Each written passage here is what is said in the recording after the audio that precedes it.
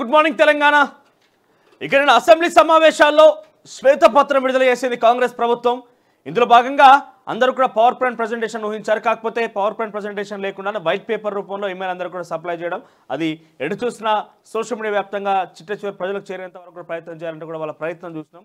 So ఓవరాల్గా చూస్తే కనుక 6,71,757 కోట్ల రూపాయలు, 6,71,757 కోట్ల రూపాయలని తెలంగాణ రాష్ట్రం అప్పు చేసిందట. ఈ 10 సంవత్సరాల కాలంలో 6 లక్షల కోట్లు అంటే సుమారుగా 6,80,000 కోట్లు మనం లెక్క వేసుకుంటే కనుక యావరేజ్గా తలసరి ఆదాయం చెప్తున్న 1,00,000కు పైగా తలసరి ఆదాయం పెరిగిందట వాళ్ళు చెప్పేటువంటి మాట. మరి తలసరి ఆదాయం ఎట్లా పెరిగిందయ్యా అంటే ఈ అప్పులతోనే. తలసరి ఆదాయం పెరిగిందని వాళ్ళు చెప్తున్నారు. తలసరి ఒక్కొక్కరి తల మీద 1,20,000 రూపాయల అప్పునది. పుట్టిన పసిబిడ్డ నుంచి మొదలుకుంటే ముసలి వాళ్ళ వరకు కూడా, కాలు జాపే ముసలి వాళ్ళ వరకు కూడా 1,20,000 రూపాయల అప్పు. మనం చేసింది లేదు, పోయింది లేదు. రాష్ట్రం మన పేరును తీసుకొచ్చిన అప్పు. ఇంకా వివిధ కార్పొరేషన్ల ద్వారా అప్పులు తీసుకొచ్చి రాష్ట్ర ప్రభుత్వం ఈ కార్పొరేషన్లతో మాకు సంబంధం లేదు, ఆ కార్పొరేషన్ వాళ్ళే స్వతహాగా డబ్బులు సమకూర్చుకొని మళ్ళీ తిరిగి చెల్లిస్తాయంటూ కూడా అప్పులు తీసుకొచ్చిందట. ఏకంగా కాళేశ్వరం మీద 97,000 కోట్ల పైచిలకు అప్పు తీసుకొచ్చిందట రాష్ట్ర ప్రభుత్వం, గత ప్రభుత్వం. మరి 97,000 కోట్లను ఎట్లా మీరు చూపిస్తారు, రెవెన్యూ రాగా మారుస్తారంటే ఈ కాళేశ్వరం ద్వారా మాకు సమకూరినటువంటి నీళ్లను సాగునీటి కోసం, తాగునీటి కోసం, వ్యవసాయ ఆధారిత పరిశ్రమల కోసం, లేకుంటే ఫ్యాక్టరీస్ కోసం సప్లై చేసి వాళ్ళ దగ్గర నుంచి మేము డబ్బులు తీసుకొని తిరిగి చెల్లిస్తామనే ఒక పేరు చెప్పి బ్యాంకుల దగ్గర 97,000 కోట్లు అప్పు తీసుకొచ్చింది రాష్ట్ర ప్రభుత్వం అని. ఇట్లా చాలా వివరణాత్మకంగా ఒక 45 పేజీలతో కూడినటువంటి ఒక డాక్యుమెంట్ని రాష్ట్ర ప్రభుత్వం, కాంగ్రెస్ ప్రభుత్వం విడుదల చేసింది.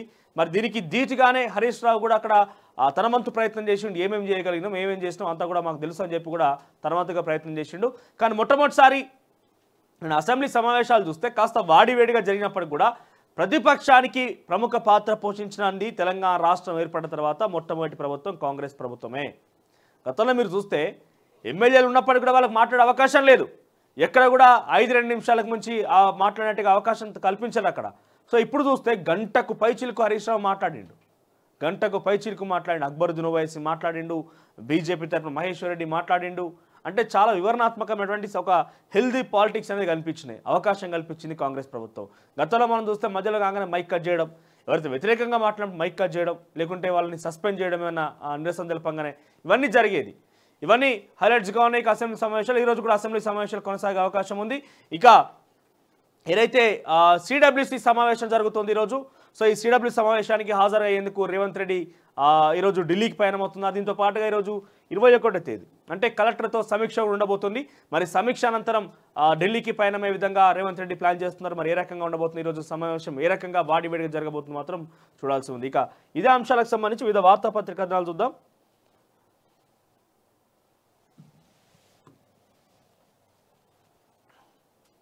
ఇక రాబడిలో 34% అప్పులకే.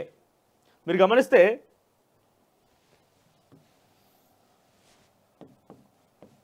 మనకు వచ్చేటువంటి పూర్తి బడ్జెట్ ఆదాయం కావచ్చు, అన్ని రకాలుగా చూస్తే 34% అప్పులకే. తర్వాత మరొక 35% ఓవరాల్గా పెన్షన్లకి, లేకుంటే రిటైర్డ్ కార్మికులందరికీ కూడా వాళ్ళకి ఇవ్వాల్సినటువంటి అదొకటి. ఇక మొత్తం మీద మిగిలేది ఎంత అంటే 31%. కేవలం 69% పోతే 31%. ఈ 31%లో ఏం చేయాలి? కొత్త స్కీములు ఆవిష్కరించాలి, పాత స్కీములను కొనసాగింపు చేయాలి. ఈ 35% కేవలం జీతాలకు, జీతభత్యాలకు, రెగ్యులర్ ఖర్చులకు అన్నిటికీ అయిపోతుంది. ఈ 31%లో కొత్త స్కీములు ఇంప్లిమెంట్ చేయాలన్నా, స్కీములు రైతు బంధు లాంటి స్కీములు కంటిన్యూ చేయాలన్నా, వివిధ అంశాలు ముందుకు తీసుకెళ్లాలన్నా కూడా ఈ రకంగా అప్పుల ఊబిలో కూరుకుపోయిన తెలంగాణ రాష్ట్రం. రాబడిలో 34% అప్పులకే. అప్పులు ఎట్లా చేసిరట అంటే తీసుకొచ్చిన అప్పులు కట్టడానికి ఇంకో కొత్త అప్పులు తీసుకొచ్చిన తర్వాత అప్పులు కట్టడానికి ఇంకో కొత్త అప్పులు, కేవలం మిత్రులు కట్టడానికి. ఇట్లా తీసుకొచ్చి 6 లక్షల పైచిలకు కోట్లు, 6,80,000 కోట్లు సుమారుగా అప్పు చేసిన తెలంగాణ రాష్ట్రం గత ప్రభుత్వం. ఇక ఆదాయం లేని 5 సంస్థలకు అధిక వడ్డీలతో 1.18 లక్షల కోట్లు తెచ్చిరట. ఇక రుణాలకు, వడ్డీలకు అసలు కలిపి చెల్లించింది 2.34 లక్షల కోట్లు. అయినా చెప్పుకోదగ్గ మౌలిక సదుపాయాల కల్పన జరగలేదు. శాసనసభలో ప్రవేశపెట్టిన శ్వేతపత్రంలో ప్రభుత్వం వెల్లడి. ఇక 328 రోజులు ఓడీలే. 2022-23 ఆర్థిక సంవత్సరంలో 365కి గాను 328 రోజుల పాటు రిజర్వ్ బ్యాంకు నుంచి వేస్ అండ్ మీన్స్ ఓడి కింద అధిక వడ్డీలు రాష్ట్ర ప్రభుత్వం రుణం తీసుకుంది. రాష్ట్రం ఏర్పడిన తొలి ఏడాదిలో ఇలా ఒక్కరోజు కూడా తీసుకోకపోవడం గమనార్హం. ఆ తర్వాత రాష్ట్ర ఆర్థిక పరిస్థితి క్రమంగా దిగజారడంతో వేస్ అండ్ మీన్స్ ఓడికి వెళ్లే రోజుల సంఖ్య క్రమంగా పెరుగుతూ గత ఏడాది రికార్డు స్థాయిలో 328కి చేరింది. ఈ ఏడాది నవంబర్ నెలాఖరు నాటికి 214 రోజులు ఇలా ఓడి తీసుకుంది. Over draft. ఇక రాష్ట్రాన్ని దివాలా తీయించారు. అప్పు కావాలని రోజు ఆర్బీఐ దగ్గర నిలబడాల్సిన పరిస్థితి. కాళేశ్వరానికి 1,00,000 కోట్లు ఖర్చు చేసి 1,00,000 ఎకరాలకు కూడా సాగునీరివ్వలేదు. వాళ్ళు చెప్పేది 1 కోటి ఎకరాల మాగాని అని. ఇక్కడ 1,00,000 ఎకరాలకు కూడా సాగునీరివ్వలేదని చెప్పి శ్వేతపత్రంలో కాంగ్రెస్ పార్టీ విడుదల చేసింది. ఇక వాస్తవాలను ప్రజల ముందు ఉంచాం. శ్వేతపత్రంపై చర్చలో సీఎం రేవంత్ రెడ్డి.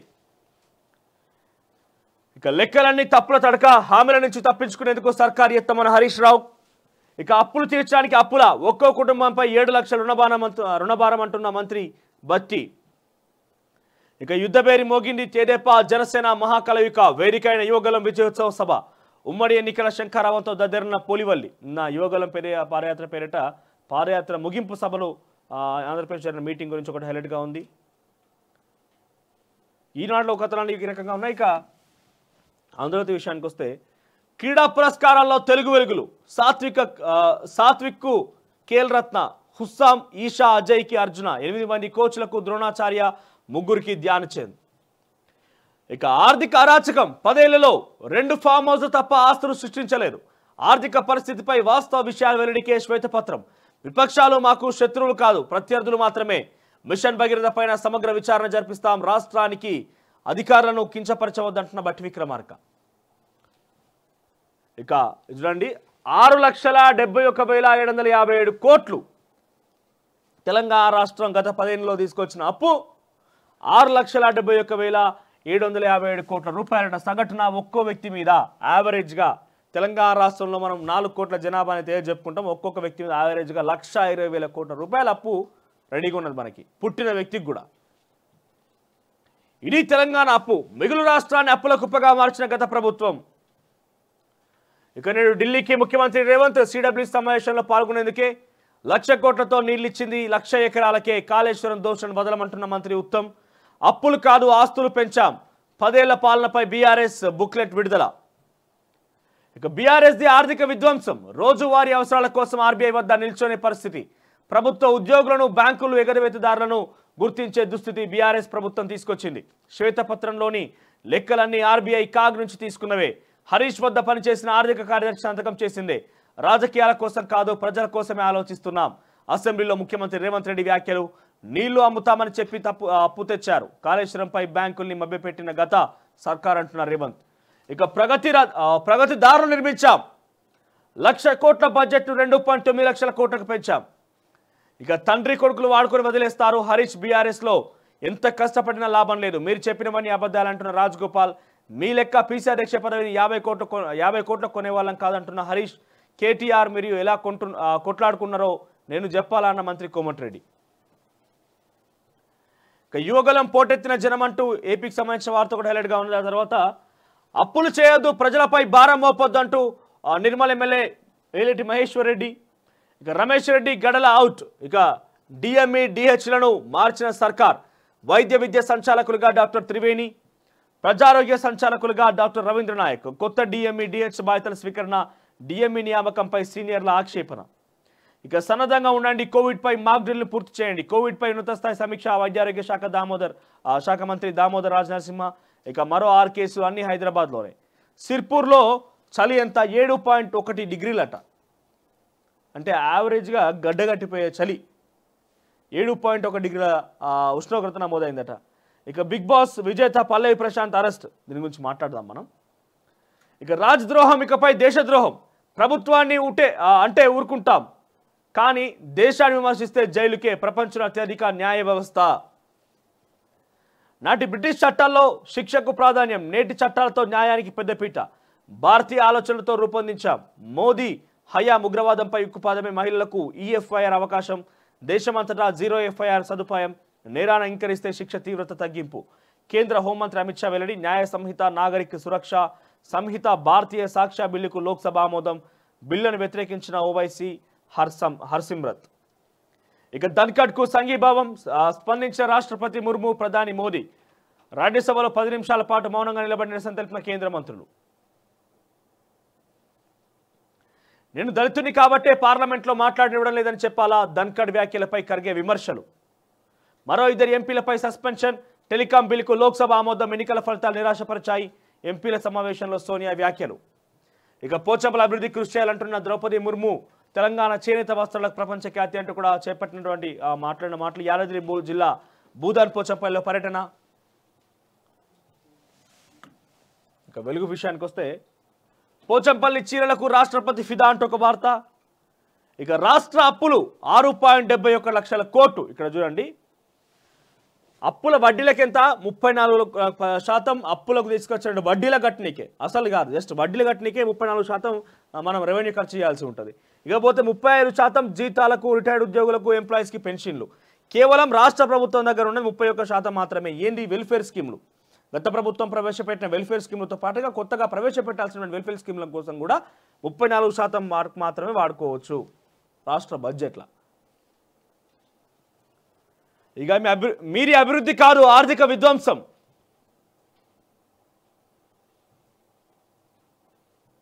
పదకొండు రోజుల్లో 3 కోట్ల మంది మహిళల జర్నీ అట. RTC free bus ticket use చేసుకొని 3 కోట్ల మంది జనాభా మహిళలు, కేవలం 3 కోట్ల మంది మహిళలు ఉపయోగించుకుంటారంట ఈ యొక్క సేవలని. ఇక నీళ్లు అమ్మి కడతామని అప్పులు తెచ్చిండ్రు. తాగునీళ్లు అమ్మి వ్యాపారం చేస్తామన్నారు సీఎం రేవంత్ రెడ్డి. ఇదే కాళేశ్వరం ప్రాజెక్టుకు ఎందుకు అప్పులు ఇవ్వాలంటే మేము ఆ నీటిని అమ్ముకొని మీకు తిరిగి అప్పును చెల్లిస్తామని చెప్పి ఆ పేరుతోని అప్పులు తీసుకొచ్చిరట రాష్ట్ర ప్రభుత్వం. మేడిగడ్డ బ్యారేజ్ ఓ చెత్త డిజైన్. 1000 కోట్లతో కట్టిన ప్రాజెక్టు కుంగిపోవడం దేశ చరిత్రలో జరగంటున్న ఉత్తమ్ కుమార్ రెడ్డి. ఇక అప్పులు తెచ్చినాం, ఆస్తులు పెంచినాం, రాష్ట్ర ఆర్థిక బలోపేతానికి పునాదులు వేస్తామన్న హరీష్. కాళేశ్వరం కింద తెచ్చిన లోన్ డబ్బులు ఆ పాలమూరు ప్రాజెక్టుకు కూడా వాడినాం. ప్రభుత్వ వైట్ పేపర్ మొత్తం తప్పుల తడక. ఇది శ్వేతపత్రమా లేక హామీల ఎగవేత పత్రమా? కాళేశ్వరంపై సిట్టింగ్ జడ్జితో విచారణకు సిద్ధమని వెల్లడి. వెంటనే సిట్టింగ్ జడ్జి విచారణ నియమించాలి, అక్కడ విచారణ చేపట్టాలి కూడా. ఇక సింగరేణిలో కాంట్రాక్ట్ ఉద్యోగాలు 80% స్థానికులకే. సర్క్యులర్ జారీ చేసిన మేనేజ్మెంట్. ఫలించిన ఎమ్మెల్యే వివేక్ వెంకటస్వామి కృషి. ఒక వారం రోజుల క్రితమే అనుకుంటా సుమారుగా నేరుగా ముఖ్యమంత్రి రేవంత్ రెడ్డిని కలిసి వివేక్ వెంకటస్వామి స్థానికులకే కాంట్రాక్ట్ ఉద్యోగాలు అక్కడ చెల్లించే విధంగా ప్రయత్నం చేయాలంటే ఒక జీవో సర్క్యులర్ రిలీజ్ అయింది మొత్తం మీద. తొలి విషయానికి వస్తే డ్రగ్స్ జోలికి వస్తే ఖబర్దార్. డ్రగ్స్ జోలికి వెళ్తే ఖబర్దార్. వినియోగించిన, సరఫరా చేసిన కఠిన చర్యలు. నిర్మూలనకు అందరం కలిసి పోరాడదామన్న డీజీపీ రవిగుప్తా. ఇక కరోనా పంజా. కొత్త సబ్ వేరియంట్ JN1 ఆసుపత్రిలో 3 నెలలకోసారి మాక్ డ్రిల్. కేంద్ర ఆరోగ్య శాఖ మంత్రి మన్సుఖ్ మాండవీయ కీలక ఆదేశాలు. ఇక అయోధ్య రామయ్యకు వజ్రాల కంఠహారం. ఇక తెలంగాణ అప్పులు 6,71,857 కోట్లు బీఆర్ఎస్ సర్కార్ చేసింది. 5.99 లక్షల కోట్లు. 2014-15 నాటికి 72,568 కోట్లు అప్పటికే ఉండేది. 2014-15 బడ్జెట్ వరకు 9.5 ఏళ్ళలో 10 రెట్లు పెరిగింది. 9.5 సంవత్సరాల్లో 10 రెట్లు పెరిగింది. అసెంబ్లీలో శ్వేతపత్రం విడుదల చేసిన ప్రభుత్వం. అదంతా అంకెల గారడి, తప్పుల తడక. రేవంత్ సర్కార్పై హరీష్ రావు ఫైర్. ఆర్థిక సంస్థలను తప్పుదో పట్టించారని సీఎం ధ్వజం. ఇక అడ్డగోలుగా రుణాలు తెచ్చారంటున్న సీఎం రేవంత్ రెడ్డి. అప్పులన్నింటినీ ఆస్తులుగా మలిచాం. 2014లో రాష్ట్ర జిఎస్డిపి 5.5 లక్షల కోట్లు. 2023లో జిఎస్డిపి రూపాయలు 13.13 లక్షల కోట్లు. అభివృద్ధిపై శాఖల వారీగా లెక్కలు. 51 స్లైడ్లతో డాక్యుమెంట్ విడుదల చేసిన బీఆర్ఎస్. శ్వేతపత్రమో తప్పుల తడక. మమ్మల్ని బదనాం చేయడమే వారి పని. కరోనా వల్లే అప్పులు పెరిగాయి. మాజీ మంత్రి ఎమ్మెల్యే హరీష్ రావు. ఇక ఆర్టీసీ రికార్డులు బద్దలు. 11 రోజుల్లోనే 3 కోట్ల మంది ప్రయాణం. సోమవారం ఒక్కరోజే 51.74 మంది. 88% పెరిగిన వార్. త్వరలో 250 కొత్త బస్సులు. RTC MD Sajjanar tweet. 2050 కొత్త బస్సులు వస్తున్నాయట. 2050 కొత్త బస్సులు వచ్చి ఈ సేవలు మరింత ముందు తీసుకునే విధంగా ప్రయత్నం చేస్తున్నారు. ఇక హెల్త్ డైరెక్టర్ డిహెచ్ అవుట్. కొత్త డైరెక్టర్గా డాక్టర్ రవీంద్ర నాయక్. గతంలో బీఆర్ఎస్ టికెట్ ఆశించిన డిహెచ్ ప్రభుత్వానికి ధన్యవాదాలు అంటున్న శ్రీనివాసరావు. ఇప్పుడు వేసుకోండి సార్ కండువా. గతంలో పలుమార్లు మీరు కేసీఆర్ గారి కాళ్ళు మొక్కినప్పుడు, అధికారిగా కేసీఆర్ గారి కాళ్ళు మొక్కినప్పుడు, లేకపోతే బీఆర్ఎస్ పార్టీ కార్యక్రమాలు కూడా మీరు చురుగ్గా పాల్గొన్నప్పుడు, కొత్తగూడ నుంచి పోటీ చేస్తానని చెప్పినప్పుడు, క్షుద్ర పూజలు చేసినప్పుడు, ఇంకే రకరకాలుగా చేసినప్పుడు ప్రశ్నించినటువంటి మీడియాకు సంబంధించి మీరు ఇచ్చే సమాధానం నా ఇష్టం ఏమైనా చేస్తా అన్నారు. ఇప్పుడు మీరు చేయండి. ఇక మీరు అవసరమైతే కేసీఆర్ గారు ఎక్కడ రెస్ట్ తీసుకుని అడిగిపోయి ఆ రెస్ట్ తీసుకున్న దగ్గర మీరు కూడా అక్కడ వెయిట్ చేయండి. లేకపోతే మీరు ఇంకేమైనా చేస్తే అక్కడ చేయండి. ఇక కండువా వేసుకోర్రి, లేకపోతే ఇంకేమైనా వేసుకోరు, మీరు ఏమైనా చేయరు. ఆ పదవికి రాజీనామా చేసి చేయరు. ఇక ఆయన స్థానంలో రవీంద్ర నాయక్ అక్కడ భర్తీ చేసిన ప్రభుత్వం. ఇక పల్లవి ప్రశాంత్ అరెస్ట్. సొంత గ్రామంలో అదుపులోకి తీసుకున్న పోలీసులు. ఇప్పటికే 9 సెక్షన్ల కింద కేసులు. నాపై దుష్ప్రచారం మానుకోండి. ఆర్టీవీతో పల్లవి ప్రశాంత్ ఎక్స్క్లూజివ్. ఇక నమస్తే తెలంగాణ విషయానికి వస్తే, ఆర్థికంపై ఇది శ్వేతపత్రం కాదు, ఎగవేత పత్రం. ఆ తర్వాత నిరుద్యోగ యువతకు ఉద్యోగ ఉపాధి అవకాశాలు కల్పించే వరకు ప్రతి నెల 4,000 నిరుద్యోగ భృతి చెల్లిస్తాం. ఇది ఎన్నికల ముందు 8/5/2023న హైదరాబాద్లో కాంగ్రెస్ పార్టీ ప్రకటించిన యూత్ డిక్లరేషన్లో విస్పష్టంగా ఇచ్చిన హామీ. నిరుద్యోగ భృత మేమెప్పుడన్నాం, అసెంబ్లీ సాక్షిగా బట్టి నాలుక మడత. గతంలో బీఆర్ఎస్ పార్టీకి ఇట్లా 1,00,000 ఉద్యోగాలని చెప్పి రకరకాల మాటలు చెప్పి మేమెందుకన్నా మేము అనలే అని చెప్పి మాట తిప్పే ప్రయత్నం. కాంగ్రెస్ పార్టీకి సంబంధించిన బట్టి విక్రమార్క కూడా ఈ రకంగా అనుకొచ్చినట్టుగా ఒక నమస్తే తెలంగాణ పత్రికల వార్తా హెడ్గా ఉన్నది.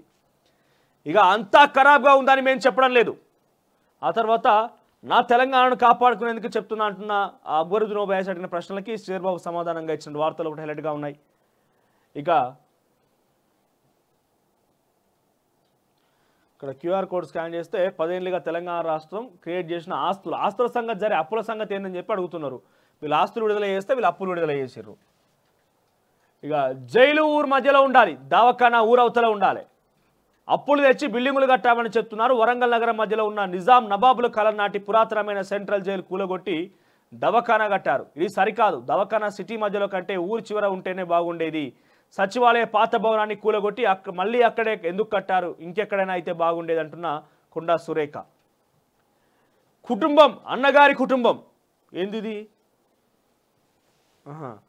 ఒకటో ఫోటోలో కనిపిస్తున్న అధికారిక కాన్వాయ్ ముఖ్యమంత్రి రేవంత్ రెడ్డి తమ్ముడు కొండల్ రెడ్డిది. కామారెడ్డిలో ఈ నెల 14లో కాంగ్రెస్ కార్యకర్తల ఆత్మీయ సమ్మేళనం ఆయన అధికార లాంఛనాలతో అట్టహాసంగా తరలివచ్చి పాల్గొన్నారు. ఇక రెండో ఫోటోలో ఉన్నది కూడా కొండల్ రెడ్డే. ఆయనకు పోలీసు కాన్వాయ్తో పాటు 2+2 గన్మెన్ భద్రతను కూడా ప్రభుత్వం కేటాయించినట్టు తెలిసింది. ఈ ఫోటోలో కొండల్ రెడ్డి వెనుక నిలబడిన గన్మెన్ను చూడవచ్చు. ఇకపోతే మూడో ఫోటో ఏంటిది? ఈ ఫోటో మంగళవారం అసెంబ్లీ ప్రాంగణంలో స్పీకర్ గడ్డం ప్రసాద్ కుమార్ అధ్యక్షతన వికారాబాద్ జిల్లా అభివృద్ధి కార్యాచరణ ప్రణాళిక సమావేశం నిర్వహిస్తున్న చిత్రం ఇది. ఇందులో ఎడమవైపు చివరన కూర్చున్న వ్యక్తి పేరు తిరుపతి రెడ్డి. ముఖ్యమంత్రి రేవంత్ రెడ్డికి స్వయాన అన్న బుధవారం కలెక్టరేట్కు వెళ్ళి కలెక్టర్ ముందే సోఫాలో కూర్చొని అందరినీ అజమాయిషి చేసినట్టు తెలిసింది.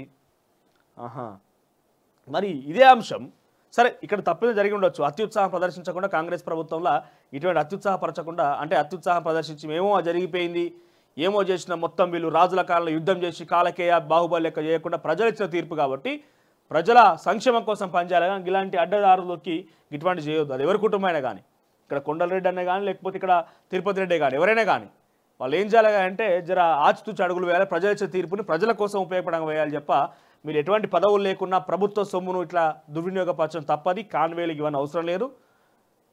కాంగ్రెస్ పార్టీ మార్చుకోవాలి. కాంగ్రెస్ పార్టీ ప్రభుత్వం డెఫినెట్గా ప్రజలు బుద్ధి చెప్తారు. లేకపోతే ఏ రకంగా చెప్పాలి, గతంలో చూసిరు కాబట్టి బుద్ధి చెప్తారు. మరి ఇప్పుడు సరే ఇదే పత్రికకి గతంలో భద్రాచలానికి కానుకలు తీసుకుపోయి వాటిని ఏమంటారు ముత్యాలహారం లాంటివి తీసుకుపోయినప్పుడు అప్పుడేమైంది? మరి ఎవరు తీసుకుపోయారు? హిమాంశు తీసుకుపోయాడు. ఆయన ఎవరు అసలు? హిమాంశు అంటే ఎవరు? తెలంగాణ కోసం ఏమన్నా ఉద్యమకారుడా, లేకపోతే తెలంగాణకు సంబంధించిన పదవి ఉన్నదా, తెలంగాణ రాష్ట్రంలో ఇంకేదైనా ప్రత్యేక హోదా ఉన్నదా, ఎందుకు తీసుకుపోయిండు? అది ఇంకా బుడి అడుగులతోని ఆ తాత స్థానంలో మనవడు తీసుకుపోయిండు. ఎవరికి కావాలి? రాజులు వెళ్ళేమన్నా నిజాం పరిపాలకులైతే కాదు కదా. మాకు ఇన్ని కోట్ల ఆస్తున్నది కాబట్టి మా తాతలతో నేనే వారసుని, నేనే పరిపాలిస్తా ఈ రాజ్యాన్ని చెప్పుకోవడానికి బాహుబలి తర్వాత అమరేంద్ర బాహుబలి తర్వాత మహేంద్ర బాహుబలి కాదు కదా. ఆ సినిమాలు అంటే కాదు కదా పరిస్థితి. బుడిబిడి అడుగులతో పోయిండని చెప్పి ఇదే పత్రిక రాసుకొచ్చింది. ఆ తర్వాత ఇక్కడ మనం ఫామ్ హౌస్ దగ్గర చూస్తే ఇప్పుడు కూడా ఫామ్ హౌస్ అనేది కేసీఆర్ ప్రైవేట్ ఆస్తుంది, ప్రభుత్వానికి సంబంధం లేదు. సరే కేసీఆర్కి సెక్యూరిటీ ఇవ్వాలి, సరిపోతుంది. సెక్యూరిటీ వరకు కాన్వేలు ఉంటాయి, ఎస్కార్ట్లు ఉంటాయి. ముఖ్యమంత్రి హోదానికి ఇవ్వాల్సిన బాధ్యత అక్కడ రక్షణ ఇవ్వాల్సిందే. కానీ మీరు చూస్తే ఫామ్ హౌస్ చుట్టూరా చెక్ పోస్టులు, కొన్ని వేల మంది పోలీసులు అక్కడ పహారా. ఏం అవసరం ఉన్నది? ఏమిటికి అవసరం ఉన్నది, దేనికి అవసరం ఉన్నది? ఇష్టానుసారంగా వాళ్ళ ఇష్టానుసారంగా ఎకరానికి రూపాయి కూడా కట్టబెట్టారు కొంతమందికి. అయితే ఒక ఎకరాకి రూపాయికి ఎకరం కూడా కట్టబెట్టిర్రు. ఇష్టానుసారంగా ఎక్కడ పడితే అక్కడ అప్పుడు ప్రశ్నించినటువంటి ఈ పత్రిక ఇప్పుడు ఎందుకు మాట్లాడుతుంది? మరి ఇది డెఫినెట్గా తప్పే, ముమ్మాటికి తప్పే. కొండలరెడ్డి గారు తన విధానాన్ని మార్చుకోవాలి. కామారెడ్డి ప్రజలకు పోయి అక్కడ కాన్వేతో ఇబ్బంది పెట్టిండో, తర్వాత ఎక్కడ పడితే ముఖ్యమంత్రి హోదాలో నేరుగా రేవంత్ రెడ్డి నాకు ట్రాఫిక్ ఆపొద్దన్నప్పుడు మీరు ఇంత అత్యుత్సాహం ప్రదర్శించాల్సిన అవసరం లేదు. తస్మాత్ జాగ్రత్త. కొంత ప్రజల నుంచి కూడా బుద్ధి చెప్పే అవకాశం ఉంటుంది. ఎందుకంటే మీరు ఈ యొక్క విధానాన్ని మార్చుకోవాల్సిన అవసరం అయితే ఉన్నది. ఈ కాన్వేలు గన్మెన్లు ఇవన్నీ పనికిరావు. రాజకీయాలు చేయదలుచుకుంటే డైరెక్ట్గా రాజకీయాలు కాంగ్రెస్ కండువా వేసుకొని మీ ప్రభుత్వంలో మీకేం పదవి తీసుకుంటారో పదవి తీసుకొని చేయరు. అంతేగాని బ్యాక్ ఎండ్లో ఉండి ఈ రకంగా ఏమంటారు జులుం జారీ చేయడం, అజమాయిషీ చేయడం ఇవన్నీ తగదు. తస్మాత్ జాగ్రత్త. గత ప్రభుత్వంలో దొరల పాలన అని చెప్పి ఉత్తనే రాలే ఆ మాట. ఎన్ని రకాల విధి విధానాలు వాళ్ళు పాటించి ఎన్ని రకాల ఒక ప్రజల్ని ఇబ్బంది గురి చేస్తే ఆ మాట వచ్చింది దొరల పాలన అని. ఆ పాలన పోయింది, ప్రజాపాలన వచ్చిందని ప్రజలు సంబరపడుతున్నారు. ఇటువంటి చేసి వాళ్ళ సంబరాన్ని మీరు తొలగించవద్దు. ఇక మరోవైపు ఈ అంశం కూడా గతంలో కూడా చేయాల్సిన పత్రిక అప్పుడు మర్చిపోయినట్టుంది. కళ్ళకు గంతలు కట్టుకొని వాళ్ళు కూర్చున్నట్టున్నారు. మేం చెప్పింది అదే మొదటి నుంచి కూడా. పరిపాలన అంటే ప్రజల దగ్గర పరిపాలన ఉండాలి కానీ కుటుంబం దగ్గర కాదు. ఆఖరికి మనమడు కూడా వచ్చి అధికారికంగా సమర్పించినప్పుడే ఆ రోజు తెలంగాణ రాష్ట్రంలో వాళ్ళకు ఒక ఓటమికి మొదటి అడుగు ప్రారంభమైనట్టుగా చూడాలి మనం ఆ రోజు నుంచే. ఇక రాయలసీమ లిఫ్ట్ను అడ్డుకోండి, పనులు చేపట్టకుండా ఏపీని నిలువరించండి, ప్రాజెక్టును వెంటనే క్షేత్రస్థాయిలో సందర్శించండి, పనుల పురోగతిని ఎన్జీటీకి కేంద్రానికి నివేదించండి, తెలంగాణ రాష్ట్ర హక్కులను కాపాడండి, కృష్ణా రివర్ బోర్డుకు తెలంగాణ సర్కార్ లేఖ.